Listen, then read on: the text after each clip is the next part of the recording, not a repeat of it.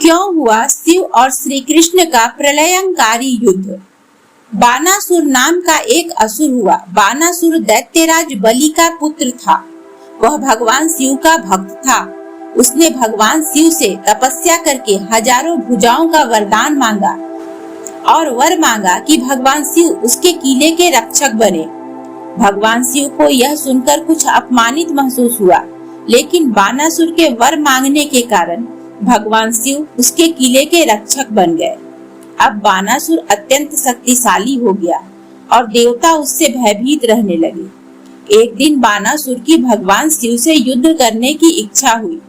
भगवान शिव ने कहा कि मैं तुमसे युद्ध नहीं कर सकता, लेकिन तुम्हें पराजित करने वाला कृष्ण इस धरती पर अवतार ले चुका है। भगवान शिव ने कहा कि जब तुम्हारे किले की ध्वजा गिर जाए तो समझ लेना कि तेरा शत्रु आ चुका है। यह सुनकर बानासुर ने भगवान शिव की कठिन तपस्या की। उसने वरदान मांगा कि जब कृष्ण से मेरा युद्ध होगा तो आप मेरे प्राणों की रक्षा करेंगे। भगवान शिव ने उसे यह वरदान दे दिया। बानासुर की एक पुत्री थी जिसका नाम उषा था। उषा से शादी के लिए बहुत से राजा महाराजा आए, लेकिन बानासुर सबका अपमान करके विवाह करने से मना कर देता। बानासुर को भय था कि कहीं उषा उसकी इच्छा के विरुद्ध किसी से विवाह ना कर ले, इसलिए उसने एक किला बनवाया और उसमें उषा को कैद करवा दिया। एक रात्रि उषा को सपना आया जिसमें उसने एक सुंदर राजकुमार को देखा। उसने अपना स्वप्न अपनी सखी चित्रलेखा को सुनाया। चित्रलेखा को एक वरदान मिला हुआ था। वह बहुत सुंदर कलाकृतियां बनाती थी। उसने उषा की आंखों में अपनी माया से स्वप्न को देखकर अपनी कला से उसने सुंदर राजकुमार का चित्र बनाया। उस चित्र को देखकर उषा को राजकुमार से प्रेम हो गया। चित्रलेखा ने बताया कि यह सुंदर राजकुमार श्री कृष्ण का पौत्र अनिरुद्ध है। चित्रलेखा ने अपनी माया से उसे उषा के सामने ला दिया। उषा को देखकर अनिरुद्ध भी उस पर मोहित हो गया और दोनों ने गुप्त रूप से शादी कर ली।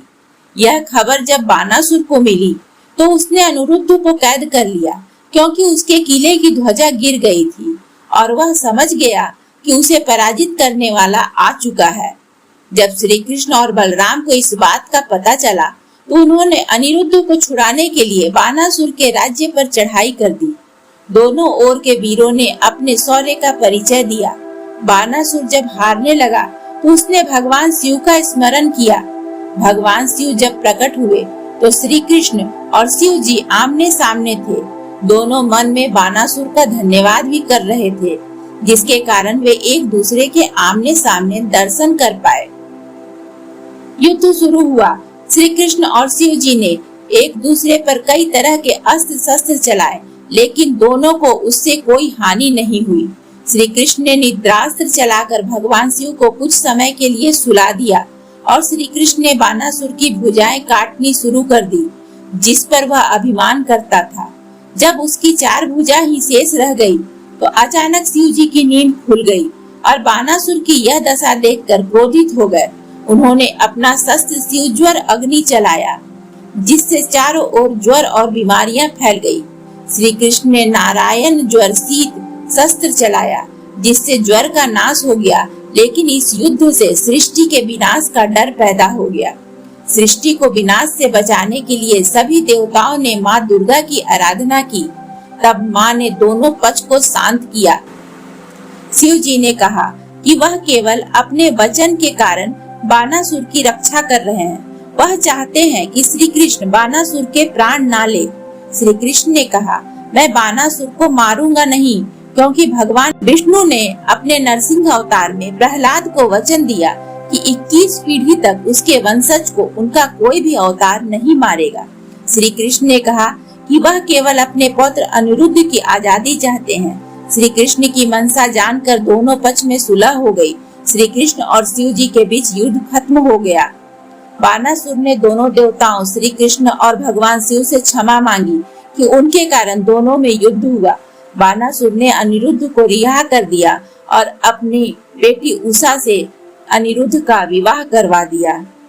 उम्मीद है दोस्तों आपको ये कहानी पसंद आई होगी। अगर कहानी पसंद आई हो तो वीडियो को लाइक करें, कमेंट करें, शेयर करें और चैनल को सब्सक्राइब करें। धन्यवाद।